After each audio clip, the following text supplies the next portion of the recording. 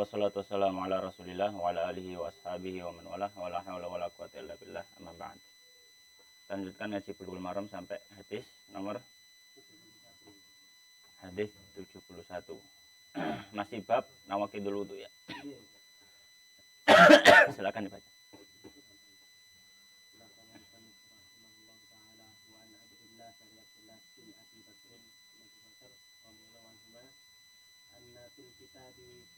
Anna tak inna. Anna di situ ya. Anna fil kitab semuanya dalam kitab alladzi yang katabahu Rasulullah sallallahu alaihi wasallam li amri bil hazm untuk amr bil hazm alla yamassa hendaknya tidak menyentuh Al-Qur'an illa kecuali tahirun orang yang bersuci orang yang suci. Rawahu Malik riwayat Malik mursalan wasalahu dan menyambungnya An-Nasa'i wa Ibn Hibban wa huwa ma'lulun dan dia telah ma'lul Cacat. Bismillah wassalatu wassalamu ala Rasulillah wa ala alihi wa ashabihi wa man walah wa la hawla wa la quwwata illa billah amma ba'd. Kita masih melanjutkan pembahasan dari kitab Bulughul Maram bab nawaqidul wudu ya, bab pembatal wudu atau asbabul hadas.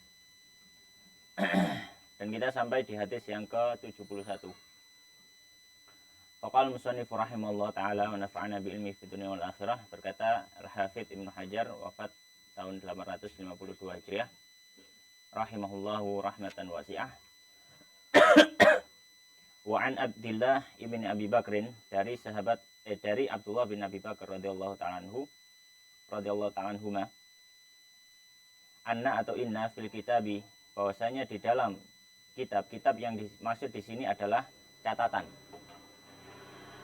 alladzi yang katabahu telah menulisnya Rasulullah SAW. Maka di sini failnya katabah siapa? Failnya katabah. Fa'il yang menulis siapa? Rasulullah. Tentu di sini maksudnya bukan Rasulullah yang menulis sendiri. Ya, karena Rasulullah tidak bisa baca tulis. Yang dimaksud di sini Rasulullah SAW memerintahkan sahabat untuk menulis dan beliau mendikte. Dan ini sah dinisbatkan kepada orang yang mendikte. Ya. Jadi itu masuk dalam, makanya banyak dari kitab-kitab para ulama itu yang mereka tidak nulis sendiri. Jadi yang nulis muridnya. Ya, yang nulis muridnya hasil dari imla atau dikte gurunya. Jadi gurunya mendikte, kemudian muridnya tadi nulis. Kemudian akhirnya tulisan tadi dinisbatkan kepada gurunya, bukan kepada dia yang nulis. Karena itu adalah hasil dari ilmu gurunya. Ya. Seperti salah satu contohnya Kitabul Kitab Al-Um. Tulisannya siapa ya Kitab Al-Um? Imam Syafi'i. Di Kitab Al-Um itu biasanya tulisannya gini. Qala Syafi'i rahimahullah ta'ala. Enggak mungkin Imam Syafi'i menulis saya berkata Imam Syafi'i. Enggak, karena itu apa? Karena itu hasil dari apa? Diktean Imam Syafi'i. Imam Syafi'i enggak nulis sendiri, tapi apa? Mengajarkan pada muridnya, kemudian muridnya yang menulis. Dan itu termasuk bentuk khidmah kepada apa? Kepada guru. Ya. Baik. Alladzi katabahu Rasulullah, yang Rasulullah SAW telah menulis catatan tersebut. Untuk siapa? Untuk sahabat namanya Amrin ibn Hazmin. Untuk sahabat Amr bin Hazm. Isinya apa? Titik 2. Ada titik 2-nya tak kan? Ya, titik 2 itu berarti isinya apa? Salah satu isinya ada cukup panjang. Tapi salah satu isinya adalah Allah tidaklah ya Musa menyentuh Al-Qur'an. Masa yang bukan yang Musa ya, Van. Ya Masa. Tidaklah menyentuh Al-Qur'an. Illa kecuali tahirun orang yang suci. Ya. Rawahu Malik. Hadis ini diriwayatkan Imam Malik secara mursal. Makna dari hadis mursal itu berarti hadis ini dari tabi'in kepada Nabi langsung. Wa wasalahu An-Nasa'i, dan disambungkan oleh Imam Nasa'i. Maksudnya disambungkan apa? Disebutkan sanadnya bersambung tanpa ada yang terputus. Makanya dari tabi'in ada sahabat, setelah itu kemudian baru Nabi. Imam Malik menyebutkannya dalam kitab Al-Muwatta secara apa? Mursal. Dari tabi'in langsung Nabi. Wa Ibnu Hibban, dan juga disambung sanadnya oleh Ibnu Hibban dalam kitabnya Sahih Ibnu Hibban.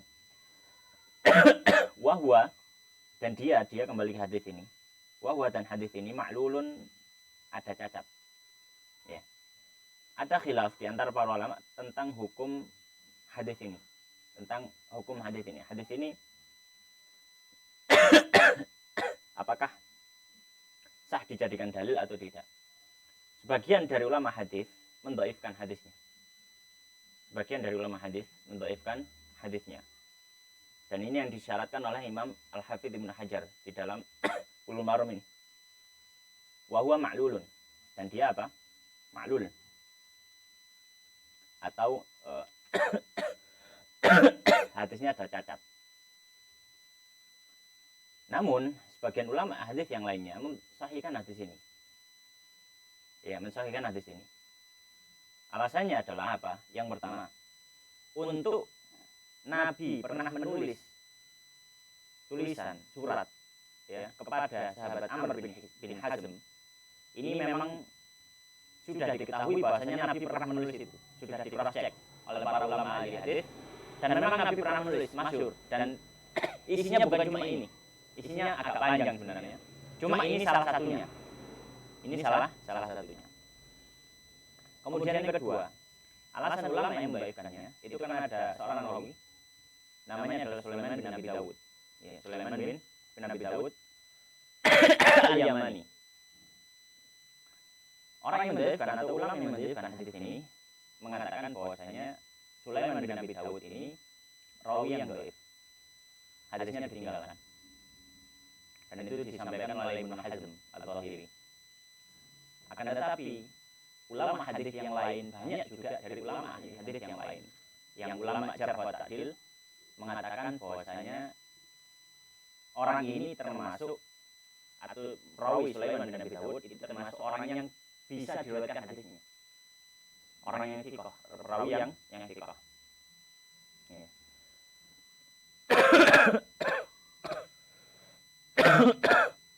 Jadi ada khilaf di antara para hadis, dan dari sebab salah satu khilaf ini nanti akan muncul perbedaan hukum.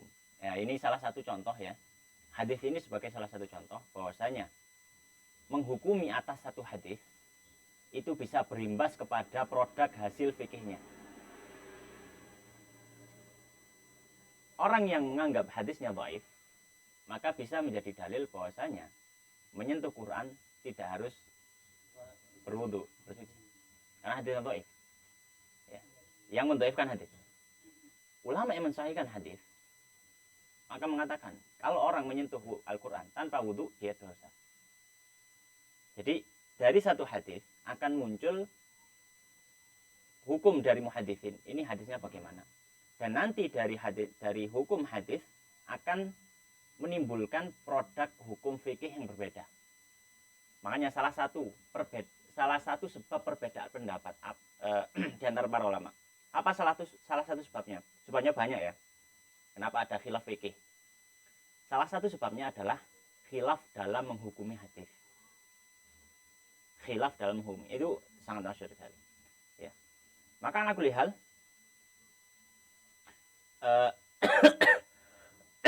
Al-Hafidz Ibnu Hajar rahimahullah taala, beliau menyebutkan hadis ini di dalam kitab Bulughul Maram, ya, memberikan isyarat bahwasanya ada yang mendhaifkan hadis ini, yang mana hadis ini sebagai hujah bagi mazhab Syafi'i dan juga yang pendapat dengan beliau. Ya, akan tetapi tadi dijawab oleh para ulama Syafi'iyah bahwasanya yang pertama, hadisnya Amr bin Hazm, bahwasanya ada buku atau ada catatan yang beliau miliki dari Nabi, itu sudah diriwayatkan banyak dari para ulama, dan para ulama sudah mengkrosek memang benar adanya. Cuma masalah isinya ada nggak? Dan ulama yang mendhaifkan ini karena di dalam ada perawi namanya Sulaiman bin Abi Dawud Al-Yamani.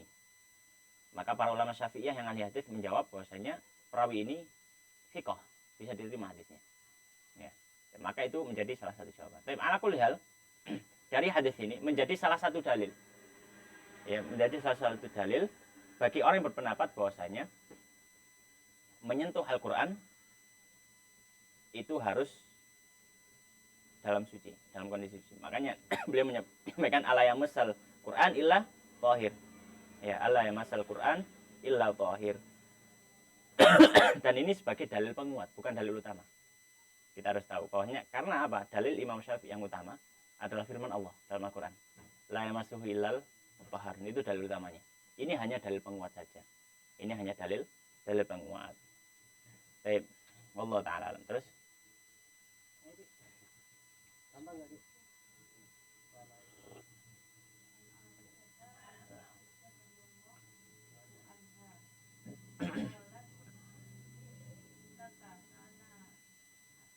ya.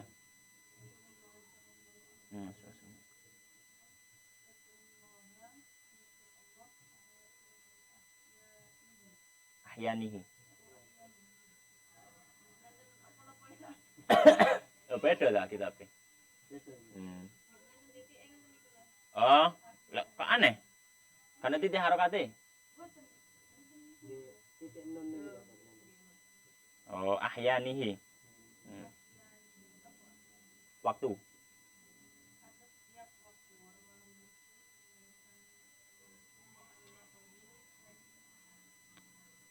Mentakliknya. Mentaklik. Baik. Sebelum memasuki pembahasan hadis ini, perlu kita sampaikan di hadis yang ke-71 ini, di situ beliau tidak membahas tentang nawaqidul wudu. Tapi membahas apa? Membahas tentang efek yang ditimbulkan kalau orang itu batal wudu.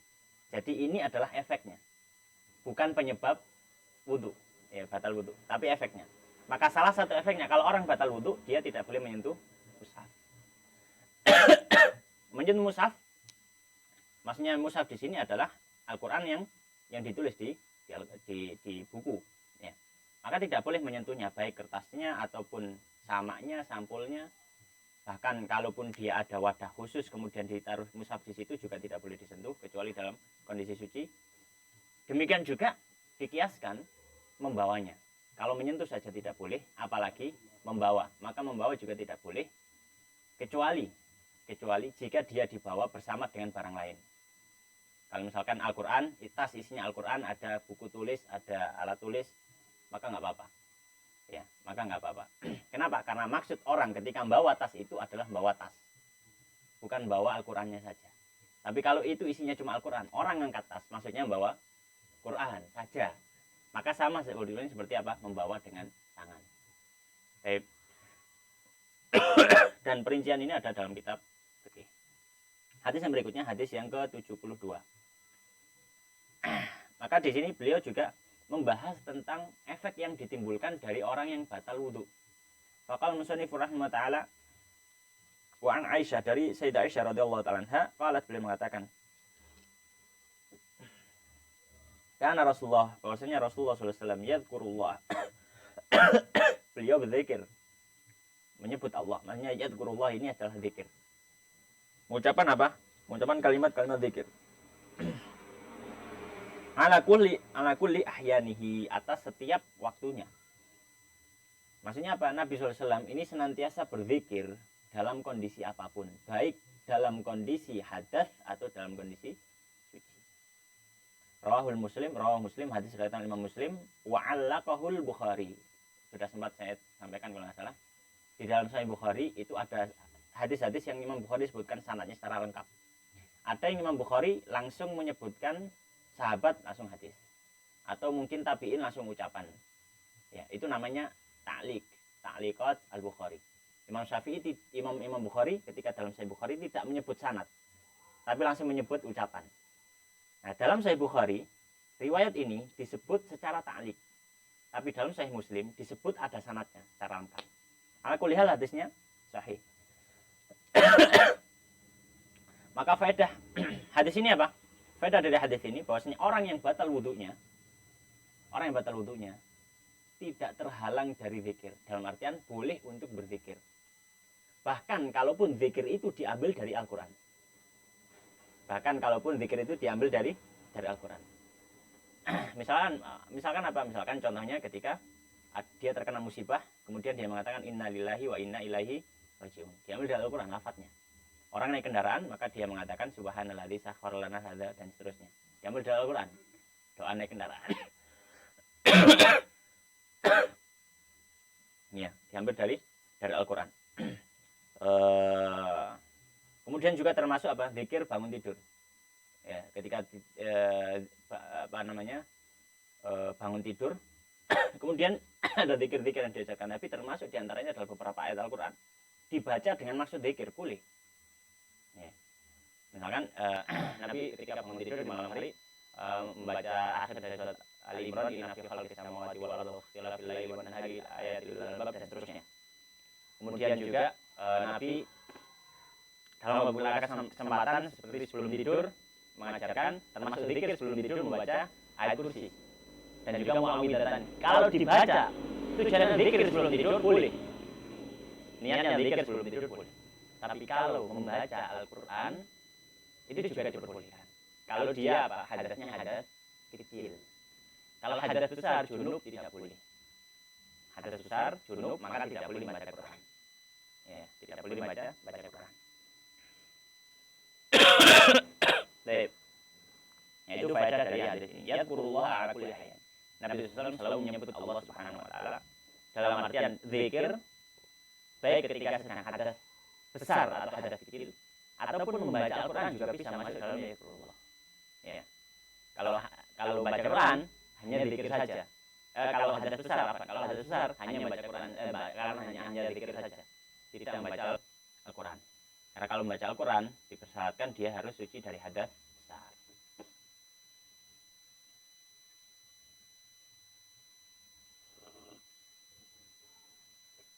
Baik, hadis berikutnya.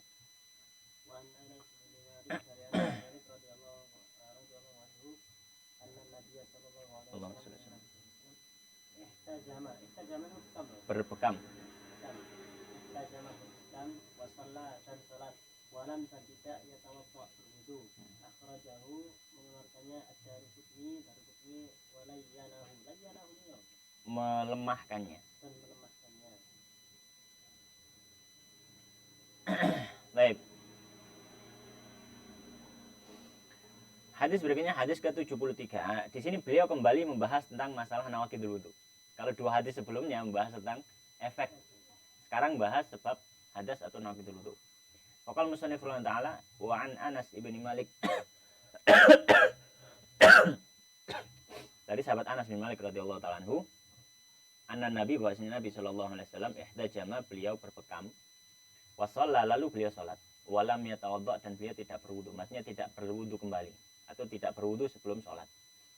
Akhrajahu ad-Darqutni, hadis riwayat Imam ad-Darqutni, wa layyanahu, dan beliau melemahkan hadisnya, hadis lain istilahnya. Kenapa dihukumi dengan lain? Karena di sanadnya ada namanya perawi, namanya Saleh bin Muqatil. Saleh bin Muqatil ini hadisnya agak lemah, namun masih bisa diterima. Bisa diterima. Ya. Baik. Maka hadis ini menjadi hujah bagi mazhab Syafi'i dan juga yang sepemahaman, bahwasanya keluar darah dari tubuh bukan pembatal wudu. Berbeda dengan mazhab yang bertentangan, berlawanan. Para ulama yang menyampaikan bahwasanya keluar darah dari tubuh itu membatalkan wudu. Berdalil dengan bahwasanya dalam hadis sebelumnya tentang masalah ru'af, ya, masalah ini ya. Hadis ke-68, ya, man asabahu qayun aw ru'afun dan seterusnya. Ya, mimisan. Mimisan kan keluar darah. Sebagian ulama berpendapat keluar darah membatalkan wudu. Namun yang pertama hadisnya lemah. Oleh karena Imam Syafi'i mengatakan tidak membatalkan wudu. Yang kedua hadisnya bertentangan dengan hadis ini.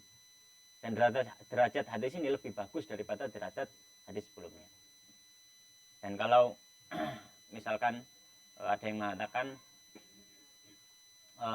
kalau bekam tidak membatalkan wudu, tapi kalau mimisan membatalkan wudu, maka dikatakan, kita jawab, apa bedanya bekam sama mimisan? Dua-duanya sama-sama mengeluarkan darah. Yang berbeda tempat keluarnya. Tempat keluar tidak membedakan hukum. Kecuali kalau ada catatan tambahan. Seperti apa? Keluar dari kubul, keluar dari kemaluan, keluar dari dubur. Maka membatalkan. Bukan karena yang keluar, tapi keluarnya, tempat keluarnya. Jadi ya sama saja. Keluar dari hidung, keluar dari telinga, keluar dari kulit. Maka intinya adalah darah keluar. Darah keluar, kan itu intinya. Maka dimanapun darah keluar, ya harusnya tidak membatalkan wudhu. Harusnya tidak membatalkan wudhu. Tidak bisa dibedakan. Kecuali apa? Kecuali kalau lewat kemaluan dan dubur karena ada tambahan atau ada penjelasan. Bukan karena yang keluar, tapi lewatnya. Nah, maka kalau lewatnya ya terbatas di itu saja. Gitu. Baik, maka ala kulli hal hadis ini menjadi dalil bagi mazhab Syafi'i bahwasanya keluar darah dari manapun kecuali dubur dan kubul tidak membatalkan wudhu. Mama apa? Hah? Iya dah.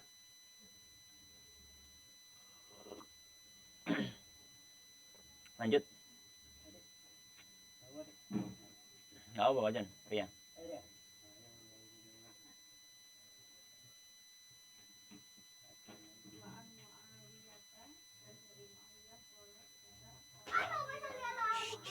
Haris. WKU. Kalau ini mata. Mata. Ngain mata. Wika pengikat. Asah. Asahi. Pantat. Wika asah. Pengikatnya pantat.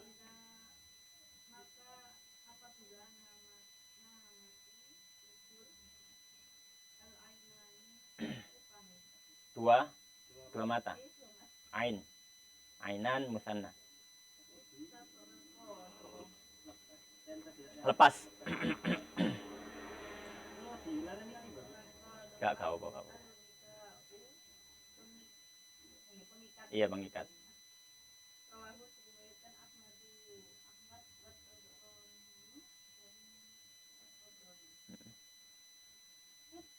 Apa? Terus wahadhi ziyadah. Iya, itu sak paket. Iya, Bon. Beda nomor. Wajan. Iki sak paket. Duh. Oh iya. Wa rawahu Ahmad wa Tabrani wa zada ya.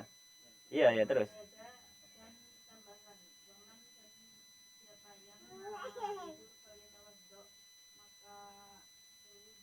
Ya. Wa hadhihi ziyadatu. Dan tambahan ini. Iya.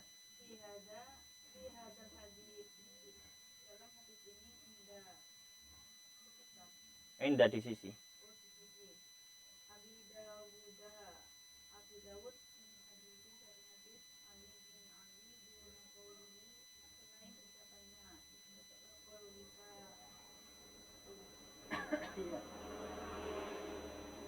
Terlepas al-wikau ikatan. Kila. Wa fi kilal. Dan di keduanya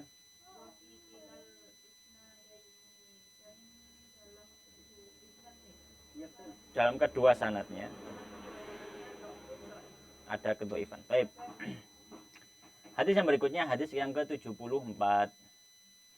Hadis dari Muawiyah qala musannif hafizallahu taala rahimahullahu taala wa an Muawiyah dari sahabat Muawiyah radhiyallahu taala anhu qala, beliau mengatakan qala Rasulullah, bersabda Rasulullah sallallahu alaihi wasallam, al-ainu, mata itu, wika usah, pengikat dari pantat. Ya. Maksudnya pengikat dari pantat itu adalah mata ini sebagai sensor untuk apa yang keluar dari dubur. Ya. Karena kalau dia mati, maka ada sesuatu yang keluar atau tidak keluar tidak diketahui. Ya. Fa'idha, maka apabila. Nah, fa'idha, maka ini penjelasannya. Maksudnya apa? Fa'idha, maka apabila namat, tertidur, al-ainan, dua mata, istatlaqa, maka terlepaslah al-wika'u ikatan tadi. Ya. Karena dalam artian kalau ikatan terlepas ya loss gitu ya atau apa. Rawahu Ahmad, hadisnya diriwayatkan Muhammad, wa Tabrani, dan juga dalam Imam Tabrani. Wa zada, dan menambahi Imam Tabrani dalam riwayatnya, wa man nama, maka siapa yang tidur falyatawaddo, hendaknya dia berwudu. Hadisnya ini dhaif. Hadisnya sahih ya. Wa hadhihi ziyadah, dan tambahan ini, tambahan wa man nama falyatawaddo. Fi hadis ini, inda Abi Dawud, juga diriwayatkan oleh Imam Dawud min hadits Aliin, dari hadisnya Ali. Jadi bukan Muawiyah tapi hadis Ali. Duna qaulihi, tanpa adanya tambahan atau tambahan adanya ucapan istatlaqa al-wika'u, terlepas ikatannya. Wa fi kilal isnadaini, dan di semua sanad yang ada dha'fun kedhaifan. Ya. Baik, aku lihat hadis ini dari sisi hukum ya.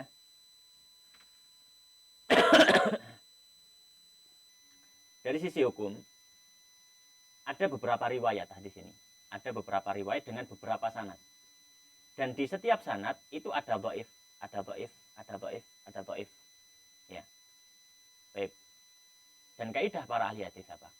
Hadis yang dhaif, kalau dhaifnya tidak terlalu parah dan tidak cacat, maka hadis yang dhaif dengan hadis yang dhaif dengan hadis yang dhaif dengan hadis yang dhaif dikumpulkan bisa menguatkan satu sama lain sehingga meningkatkan derajatnya. Menjadi namanya hasan li ghairihi. Ya. Jadi hadis ini memang setiap rawinya ada yang dhaif. Namun para ulama ahli hadis menghukumi semua secara umum ya riwayat ini. Intinya adalah ketika orang itu tidur maka hendaknya berwudu. Riwayat secara umum maka sahih, bisa diterima. Bukan dhaif. Meskipun kalau dicek satu persatu ada dhaifnya. Ya, ada dhaifnya. Baik, maka kita kembali ke hadis ini. Hadis ini Nabi SAW menyampaikan bahwasanya mata ini adalah penutup, ya, pengikat bagi apa? Bagi pantat. Dalam artian, kalau orang itu masih terjaga, dia tidak tidur, maka dia tahu apa yang keluar dari duburnya. Tapi kalau orang itu tidur, dia tidak tahu apa yang keluar dari duburnya. Ya, tidak tahu apa yang keluar dari duburnya. Oleh karenanya, Nabi kemudian dalam tambahan riwayat disebutkan waman nama falyatawaddo. Siapa yang tidur hendaknya dia wudu. Maka hadis ini menjadi dalil bahwasanya tidur termasuk nawaqidul wudu. Tidur termasuk pembatal wudu. Ya. Dalilnya apa hadis ini?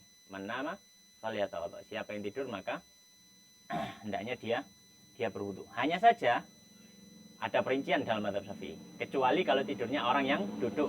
Karena ada riwayat dari sahabat Anas. Ya. Dan tidur membatalkan wudhu. Ini tidak berlaku bagi Nabi Sallallahu Alaihi Wasallam. Ya. Dalam satu riwayat dari sahabat Ibnu Abbas, bahwasanya Nabi Sallallahu Alaihi Wasallam suatu ketika beliau bangun kemudian sholat. Kemudian beliau tidur hatta yantafih, sampai ngorok. Sampai apa? Ngorok. Kemudian setelah itu Bilal adzan subuh, beliau bangun ke masjid sholat tanpa berwudu. Maka para ulama menyampaikan bahwasanya ini kekhususan Nabi Shallallahu Alaihi Wasallam. Salah satu kekhususan Nabi di antara banyak kekhususan yang dimiliki oleh beliau adalah wudu tidak membatalkan tidur tidak membatalkan wudunya Nabi Shallallahu Alaihi Wasallam. Menguatkan hal itu adalah sabda Nabi Shallallahu Alaihi Wasallam. Ya, beliau menyampaikan ya bahwasanya mataku tertidur, tapi hatiku tidak tertidur. Ya, mataku tertidur, ya. Tanamu ainaya walam yanamu qalbi. Walam yanam qalbi. Nabi mengatakan, dua mataku tertidur, tapi hatiku tidak tertidur. Jadi Rasulullah SAW mengetahui apa yang keluar dari tubuhnya. Ketika apa? Ketika beliau sedang tidur. Ya, tapi ala kulihal salah satu faedah dari hadis ini. Umairah sini nak, ojo ganggu Maria, ayo. Han? Iki lho, masuk. Yang bunda. Oh, iki lho. Bunda. Lanjut. Abi Dawud Aidan dan dari Abu Dawud juga Ani bin Abbasin dari Ibnu Abbasin radhiyallahu ta'ala anhu. Oh, ada tambahnya ya? Marfu'an. Oh iya iya iya. Secara marfu. Innamal wudu'u, sesungguhnya tidaklah wudu ala man nama atas orang yang tidur. Sesungguhnya wudu ala man nama untuk orang yang tidur muttalian, terlentang.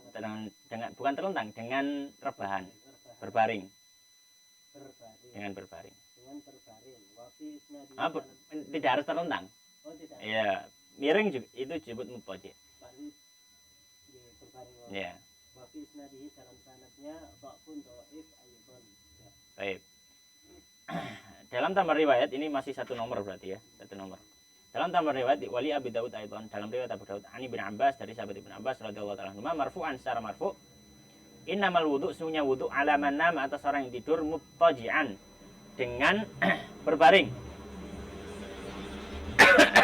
Maka mafhum mukhalafahnya, kalau orang tidurnya duduk tidak batal. Ya, karena lawan dari berbaring adalah duduk. Ya. Lawan dari berbaring. Kenapa kok tidak berdiri? Berdiri biasanya gandengannya duduk. Bukan berbaring gitu. Berbaring dan berdiri bukan. Ya. Jadi apa namanya? Lawannya adalah dengan duduk. Baik. Nah, di sini bisa menjadi tambahan dalil. Bahwasanya tidur yang membatalkan wudu ada ketika tidur dengan apa? Dengan berbaring. Ya. Tapi Imam Syafi'i memiliki dalil tersendiri kenapa kok tidur yang tidak membatalkan hanya duduk saja, karena memang ada dalil khusus yang sudah kita bahas. Baik. Ya, wa fi isnadihi dha'fun aidan, dan di sananya ada kedhaifan ya. Ada kedhaifan tapi semuanya semakna dan dikuatkan satu sama lain. Baik. Hadis 75 berarti sekarang. Nah.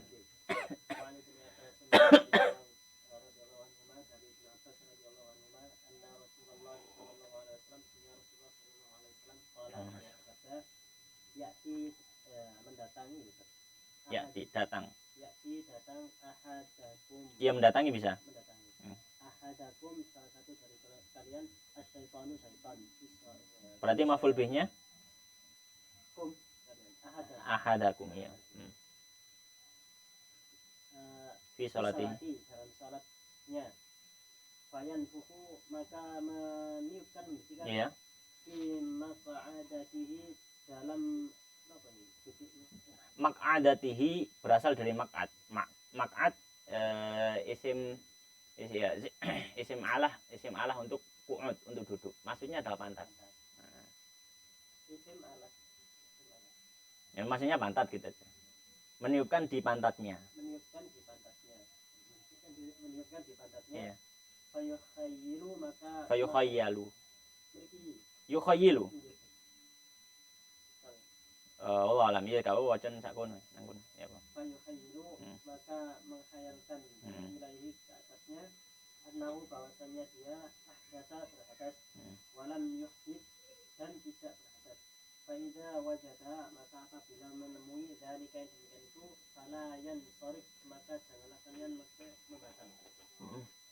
Hatta hingga yasma'a, mendengar sautan suara, au yajida, atau menemui rihan aroma. Akhrajahul Bazzar, mengeluarkannya Al-Bazzar. Wa asluhu, dan asalnya fi sahihaini, dalam sahihain, min hadithi, dari hadis Abdullah bin Zaid. Wa Muslim, dan dari Muslim, an Abi Hurairah nahwu, dari Abu Hurairah nahwu. Wal Hakim, dan dari Hakim, an Abi Sa'idin, dari Abi Sa'id marfu'an, secara marfu', jika apabila datang ahadakum, salah satu dari kalian, syaitan, faqala, maka berkata, innaka, sesungguhnya kamu, ahdatsa, kamu berhadas. Falyakul, maka katakanlah, kadzabta, kamu berdusta. Wa akhrajahu, dan mengeluarkannya Ibnu Hibban. Kadzalika, demikian itu berarti dengan lafaz falyakul, maka katakan fi nafsihi, dalam dirinya. Baik. Ini hadis yang terakhir dari pembahasan waqidul wudu, yaitu tentang masalah kentut sebagai pembatal wudu. Faqala al-musannif rahimahullah ta'ala wa 'an ibn Abbas, dari sahabat Ibnu Abbas radhiyallahu ta'ala anhuma, Anna Rasulullah, bahwasanya Rasulullah SAW kalau dia mengatakan, ya'ti mendatangi ahadukum pada salah seorang dari kalian, siapa asyaiton syaitan fi salatihi dalam salatnya. Fayanfuhu, kemudian dia meniup fi maq'adatihi pada pantatnya. Fayukhayalu atau yukhayilu, kemudian dibuat berkhayal ilaihi kepada dirinya. Annahu, bahwasanya dia ahdatsa berhadas, seperti ada yang keluar, ada angin di area pantatnya. Walam yuhdits, dan sebenarnya dia tidak berhadas, tapi apa? Setan yang membuat dia berkhayal atau merasakan seperti itu. Fa'idha wajada, maka apabila dia mendapati dzalika hal tersebut, fala yansorif, maka jangan dia batalkan sholat. Maksudnya yansorif kan berpaling. Berpaling maksudnya membatalkan sholat. Hatta, hingga yasma'a, dia mendengar sautan, suara, atau yajida, dia mendapati rihan, bau yang tidak sedap. Rihan di sini maksudnya rihan karihah, ya, bau yang tidak sedap, bau kentut maksudnya. Akhrajahul Bazzar, hadis diriwayatkan Imam Al-Bazzar dalam musnadnya. Wa asluhu, dan asal hadis ini, maksudnya dengan redaksi yang berbeda tapi intinya sama. Fi sahihaini, dalam hadis sahihain disebutkan juga dalam di awal-awal pembahasan, ya. Hadis 65 itu. Idza wajada ahadukum fi wadani syai'an fa ashkala alaihi akhraja minhu syai'un am la fala yakhrujanna minal masjid hatta yasma'a sautan aw yajid rihan, gitu. Min hadis Abdullah bin Zaid, dari hadis Abdullah bin Zaid. Wali Muslim, dan dalam riwayat Muslim an Abi Hurairah, diriwayatkan oleh sahabat Abu Hurairah radhiyallahu anhu, nahwu yang semisal. Maknanya hampir sama. Walil Hakim, dan Imam Al-Hakim dalam Mustadraknya an Abi Sa'id, beliau meriwayatkan dari sahabat Abu Sa'id Al-Khudri radhiyallahu anhu marfu'an, secara marfu'. Idza jaa, apabila datang ahadakum, pada seorang dari kalian, siapa asyaitonu syaitan, faqala, kemudian setan mengatakan, innaka ahdatsa, sesungguhnya engkau berhadas, dibisikkan dalam hatinya, yuwaswis, ya, memberikan waswasah, sesungguhnya kamu hadas. Falyakul, maka hendaknya dia mengatakan, kadzabta, kau dusta. Maka sebisa mungkin dia melawan waswasah tadi, ya. Wa akhrajahu Ibnu Hibban, dan mengeluarkannya Imam Ibnu Hibban dalam artian riwayat yang lain dari Ibnu Hibban dalam sahihnya, bilafzi, dengan tambahan lafaz falyakul, hendaknya dia mengatakan fi nafsihi, pada dirinya sendiri. Jadi bukan dia mengatakan kadzabta, bukan, tapi mengatakan di dalam dirinya sendiri, kadzabta, engkau dusta, ya. Baik. Maka di sini ada beberapa pelajaran yang berhubungan langsung dengan masalah pembatal wudu adalah bahwasanya rih itu kentut, ya. Kentut ini termasuk pembatal wudu. Kentut termasuk pembatal wudu. Kesepakatan para ulama. Tidak ada seorang ulama yang mengatakan bahwasanya kentut tidak membatalkan wudu.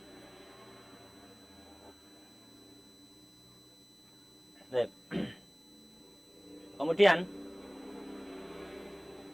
di antara pelajaran hadis ini juga, Al-Hafidz Ibnu Hajar meletakkan hadis ini pada bagian terakhir di bab pembatal wudu. Ini memberikan isyarat bahwasanya apabila orang itu ragu dia batal atau tidak, apabila orang ragu dia itu batal wudu atau tidak, maka hukum asalnya dia masih suci. Maka jangan bermudah-mudahan orang merasa batal, kecuali secara yakin, ya. Kecuali apa? Secara yakin. Makanya kaidah mengatakan al yakin la yazulu bisyak. Di antara pelajaran hadis ini yang penting juga, dan ini termasuk hal yang paling penting, wabil khusus bagi orang yang belajar fikih di awal-awal.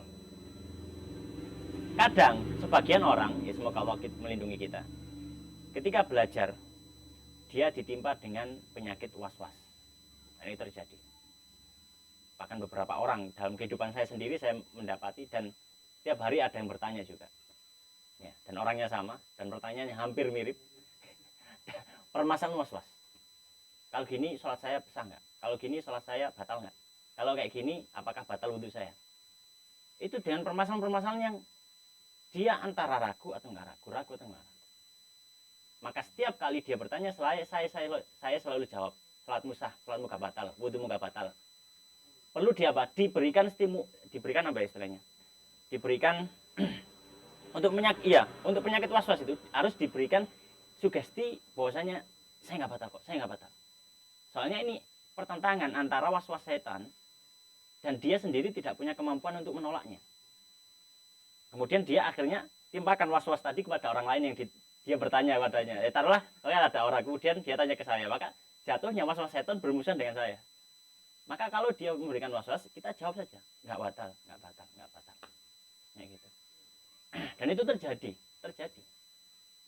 Nah, itu yang kita khawatirkan, tapi ya nggak semuanya, ada beberapa. Dan itu yang kita khawatirkan. Maka di sini Nabi SAW memberikan salah satu metode, cara untuk menghilangkan was-was dari diri seorang. Was-was dari diri seorang. Apa caranya? Yaitu dengan mensugesti dirinya sendiri. Kembalilah kepada hukum asalnya. Itu yang harus disugesti.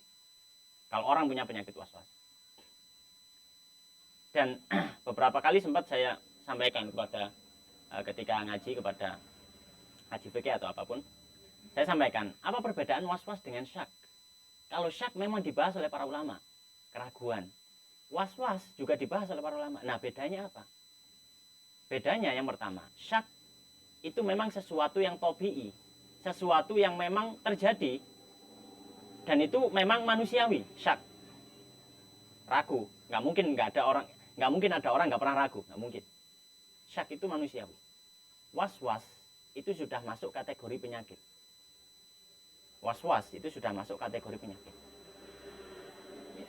Perbedaan yang kedua, syak itu tidak akan membebani seorang muslim dalam beribadah di banyak dari ibadah yang dia lakukan. Itu kalau syak.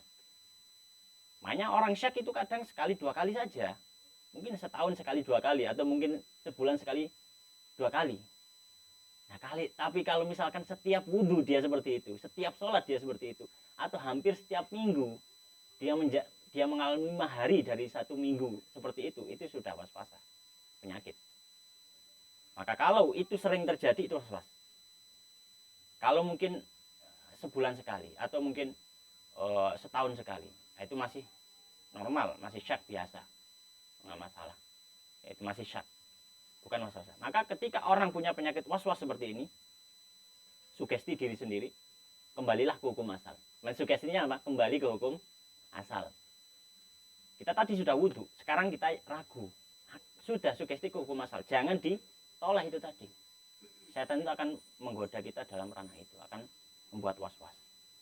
Ya, makanya sampai ada penyakit, orang takbir bolak-balik, orang bolak-balik keluar masuk kamar mandi, itu sudah kena penyakit.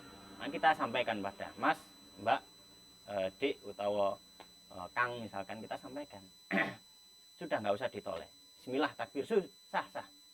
Sama nggak mungkin datang ke masjid ini tanpa niat sholat, sudah wes takbir langsung selesai, nggak usah toleh itu was-was.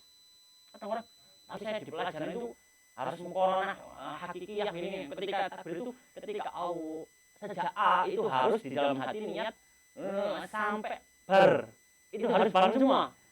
Itu kita katakan, tapi itu teori.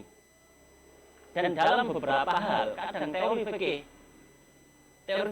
itu kadang tidak terpraktekkan.